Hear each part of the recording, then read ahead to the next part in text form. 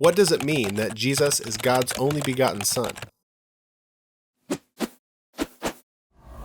The phrase only begotten Son occurs in John 3:16, which reads in the King James Version as, "For God so loved the world that he gave his only begotten Son, that whosoever believeth in him should not perish, but have everlasting life."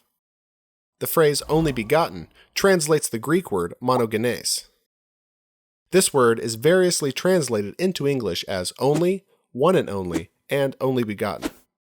It's this last phrase, only begotten, used in the KJV, NASB, and the NKJV that causes problems. False teachers have latched onto this phrase to try to prove their false teaching that Jesus Christ isn't God.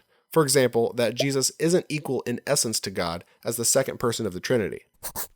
They see the word begotten and say that Jesus is a created being because only someone who had a beginning in time can be begotten. What this fails to note is that begotten is an English translation of a Greek word.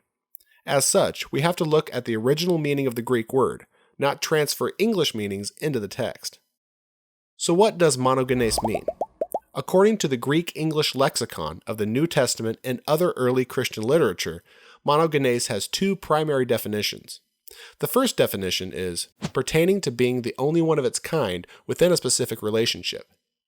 This is its meaning in Hebrews 11:17, when the writer refers to Isaac as Abraham's only begotten son. Abraham had more than one son, but Isaac was the only son he had had by Sarah and the only son of the covenant. Therefore, it is the uniqueness of Isaac among the other sons that allows for the use of monogenes in that context. The second definition is pertaining to being the only one of its kind or class, unique in kind. This is the meaning that is implied in John 3:16. John was primarily concerned with demonstrating that Jesus is the Son of God, and he uses monogenes to highlight Jesus as uniquely God's Son, sharing the same divine nature as God, as opposed to believers who are God's sons and daughters by adoption. Jesus is God's one and only Son.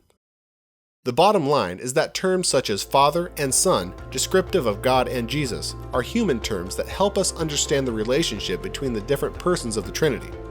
If you can understand the relationship between a human father and a human son, then you can understand, in part, the relationship between the first and second persons of the Trinity.